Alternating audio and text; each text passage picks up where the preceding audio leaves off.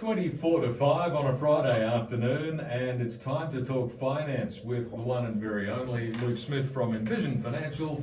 Good afternoon. Thanks for joining us. Mate, thanks very much for having me. It's nice to be out of the cold. We were right. Oh, absolutely. It's freezing out there. Oh, it's very. We were right down to the wire there while you were fiddling with your camera for the YouTube video that will eventually result from this session. And we should remind people that if you missed the thing on a Friday afternoon on the radio, you can always check the YouTube channel to see the segment in video, which is always a lot of fun. Exactly.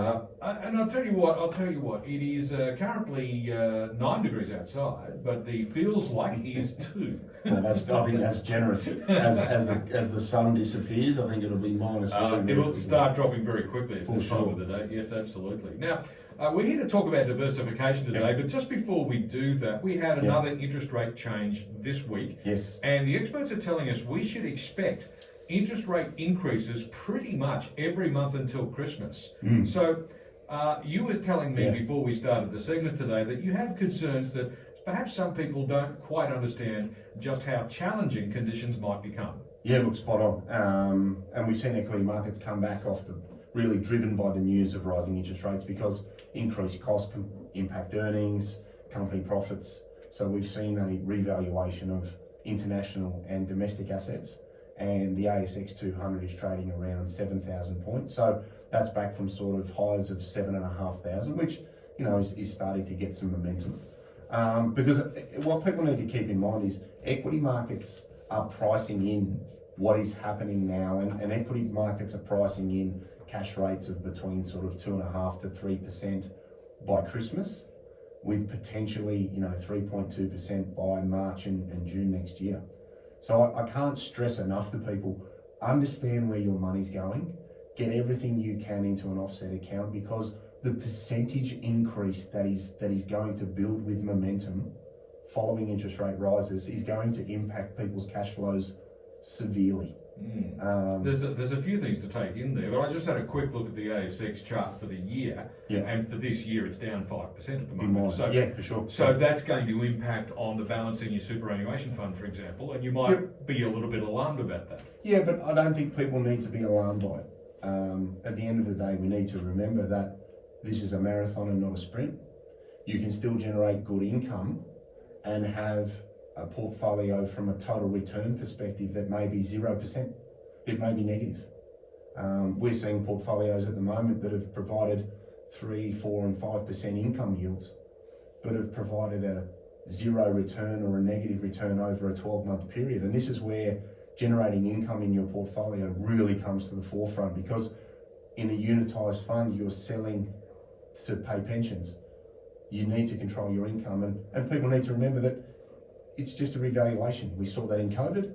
We saw it come back very strongly. So don't lose sight of a longer term goal or a longer term objective for short term pressure like we're seeing at the moment. And the other factor, of course, when we talk about interest rates is the prices of houses and people's ability to repay their mortgages. Now already we've seen a slowing in house price growth, and we're seeing a lot of experts predicting actual falls in house prices, and some of them are suggesting falls of as much as 20% fairly quickly. That sounds pretty alarming. Yeah, it is. And again, I think we need some context around things, and people need to remember where they are and what their location can tolerate. I think house prices in the ACT under the sort of $1.5 million mark will probably remain fairly constant, because there's a lot of demand for housing in those brackets. What you generally see when values start to come under pressure, or people's cash flow comes under pressure, is things that are heavily leveraged get sold off. And they're generally the larger end of town, where you've got much larger payments, larger borrowings, or there's been a significant change in the viability of somebody's business. If you're unfortunate enough to be in an industry that's been severely impacted by COVID, that generally results in a change in your cash flow, and an inability or additional pressure to fund mortgages. And you can carry any amount of debt you like, and as I say amongst my colleagues, just do not run out of cash flow. And under any circumstances, do not run out of cash flow. Because as long as you can service your debts and get you through these rate changes, things will normalise, and we'll hit a plateau in interest rates like we hit a plateau in house prices. But I can't stress enough to people, be prepared, understand where your money's going, and get everything you can into offset accounts to give you the ability to weather the storm that is coming. Because if we go from 0.8 to 2.5 or 3% cash, variable home loans won't be at 2.5 or 2.6%. They'll be at late 4s, early 5s. Yes. And that is a significant increase on a percentage basis. And you might have a $3,500 mortgage payment that could become 4.5 or 5 within 12 months. Yes. So I can't stress enough to people, be ready to save your money, start saving your money, look at your lifestyle, look at your spending, and let's try and sort of get through this without too many tears. And of course, when we're talking about interest rates, there's no shortage of people who are saying, what are they complaining about? Back in the day, we were paying 18% mortgage rates. The problem, of course, as you pointed out previously, is that back in the good old days, when we went from 16% rates to 18% rates, that was only a very small marginal increase. But if you go from 2% to 4%, that's a doubling of what you're paying. Exactly, and we're in a wage environment where wage growth isn't strong. And you don't need to have a doctorate of mathematics to work out that, if you go from 2.5 to 4.5, it's a 70-80% increase. Yep. And if your wages go up 2.5%, it's going to be very difficult to keep pace with what's happening and keep some traction in relation to mortgage payments. So this younger generation, I think, are in for the eye-opener that I think maybe they need. Because I've had mums and dads come and sit in my office and say exactly what you just said. Oh, back in our day.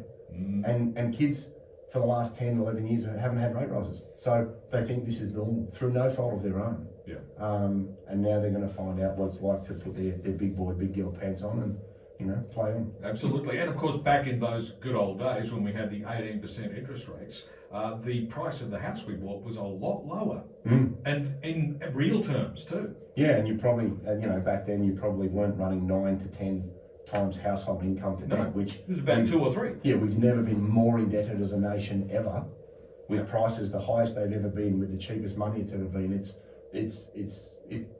been the perfect storm brewing for the last 5 years. Yeah, and now the wave's going to hit the beach, and let's hope you've got a life raft. All right. Today we're talking about diversification, which in a way is actually tied into this, because diversification is a strategy for helping to protect against difficult times. That's right. It gives you the ability to try and mitigate an individual issue causing a more severe problem than it needs to within your portfolio. And diversification is exactly that. It's the ability to spread risk across a range of asset classes to reduce the impact of a negative change in value from any one part of the portfolio, considering your underlying assets. Yeah. That's it in a nutshell. What does that mean? It's the old adage of don't have all your eggs in one basket. And it's very easy to get caught up in overweight positions of things that you love. Oh, I've got a ton of Tesla. Oh, I've got a ton of Google. A ton of anything is dangerous. As I say in my office regularly, if something's sexy, it's either expensive or dangerous. Okay, in any facet of life. And every lad out there knows what I'm talking about. Yes. But it's the same with investments. Something can be amazing and you can have an overweight exposure to it, and it only takes an adverse reaction to a market, to interest rates, to earnings, to a CIO, director, manager, someone steps away, and it can have an adverse impact on your portfolio. So make sure you don't have all your eggs in one basket. Make sure you have a suitable exposure across different sectors. Have some Australian shares, have some international shares, have some property, have some infrastructure, have some fixed interest, have some cash. Spread it around. Have a little bit, like a pizza. Cut it into slices and have different bits on different bits, because diversification is about limiting individual impacts. Yes. And if you've got 6 green apples, whilst you may say I've got 6 of something, if worms like apples and you've got 6 green ones, whether you've got 6 of them, 2 of them, or 20 of them, the worms are going to eat the apples.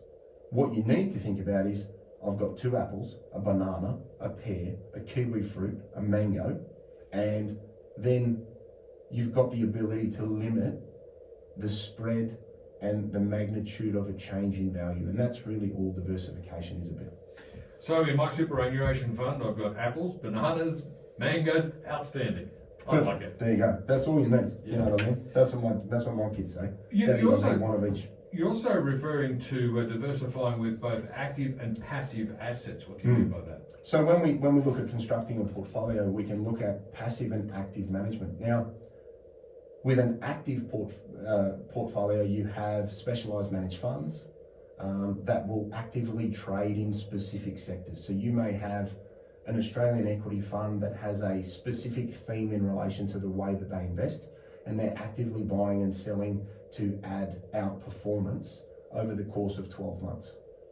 In contrast, you could have a passive exposure, which is something like an ETF or an exchange traded fund. It just replicates a section of the market, like the ASX 200.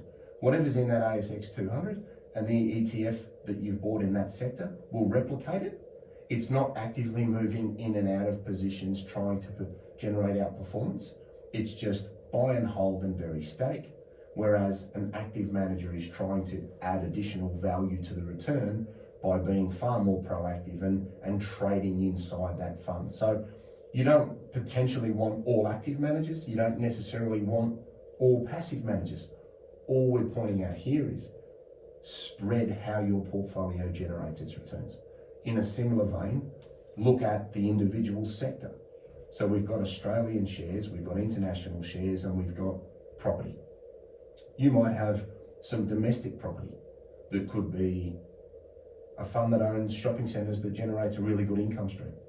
You might have an ETF that replicates the ASX 200 property index, and that might be more of a managerial slant. You might have physical property, you might have some infrastructure, ports, buildings, airports, toll roads, things that are really boring. Right? I like boring.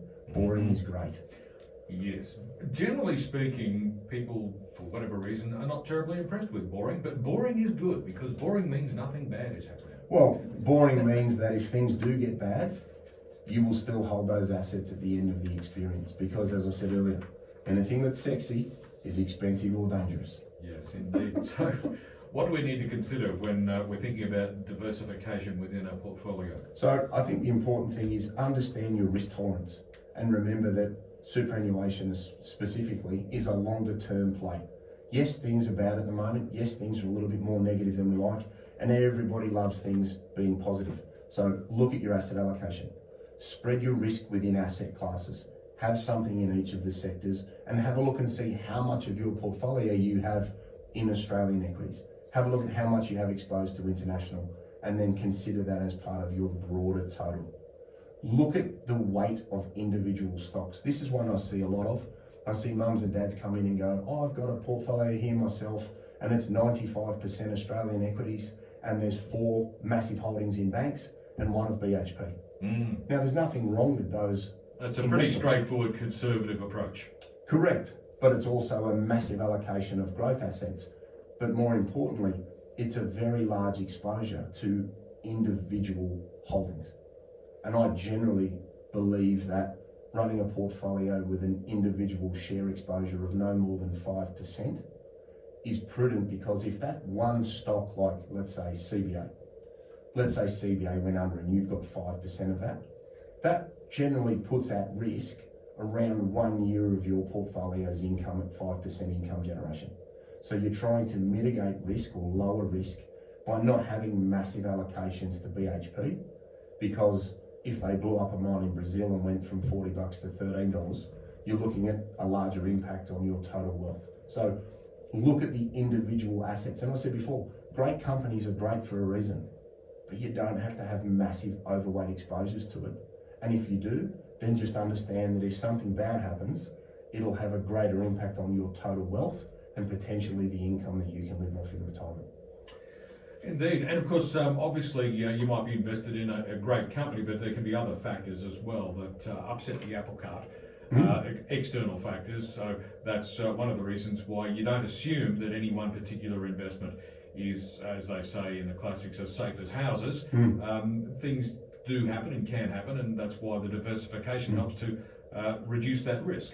Yeah, and look, here's a great example. So, you look at equity markets over the last 12 months, domestically, they're probably negative a little bit.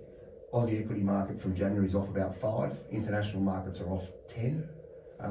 Infrastructure assets have provided a 12 to 14% return over the last 12 months. So there's an example of boring assets that have a lower correlation to equities because this change in interest rates impacts the future cash flow and the valuations of companies. And that's why we're seeing the domestic and international markets come off in value, because it's always a revaluation of the income that we're seeing. And in the fixed interest space, as we touched on last week, fixed interest returns at the moment are negative, because if your money's already invested and your measure, which is the cash rate, goes up, any existing investment can't be reinvested until it matures. Like the rent on a house can't be changed until the lease ends. Yes. So it's not that things are bad, you just need to understand the context that we're operating in at the moment, and there's some different times to what we've seen over previous years. It's about 8 minutes to 5 on 2CC, and Luke Smith from Envision Financial is with me in the studio. Today we're talking about diversification. What is it and how do you do it? Back with more in just a moment.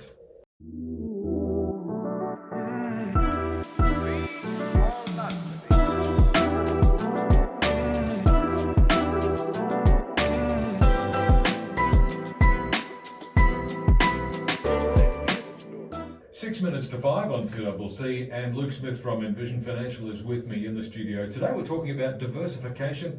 What is it and how do you do it? Luke, it sounds complicated. It's not really. No, it's not. No, it's just about being sensible. The first bullet I've got here on things to remember when it comes to diversification: don't overdo it with the things you love.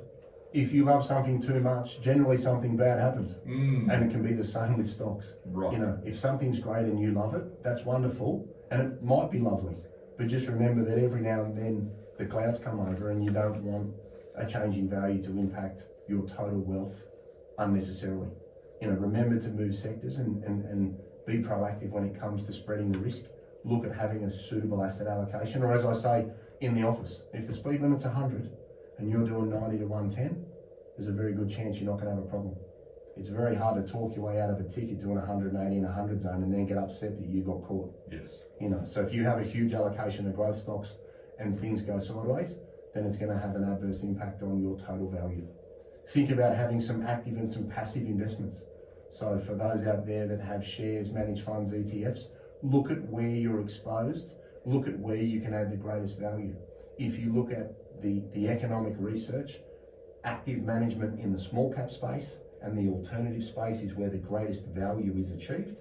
And then consider passive for widely researched sectors like international, Aussie equity, domestic property, because information is so instantaneous now that the arbitrage opportunities of timing and market information and things not being released quickly have been diminished. So, look at using the ETFs, because they're a very good way of getting cost-effective diversification.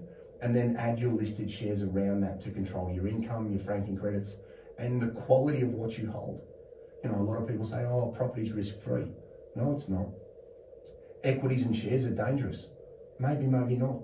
There's a big difference in the quality of a share when you compare Commonwealth Bank to a diamond mine in Uganda. Yes. They're both shares. That doesn't mean they both have the same risk tolerance or risk aversion. So understand what you hold, diversify your income stream.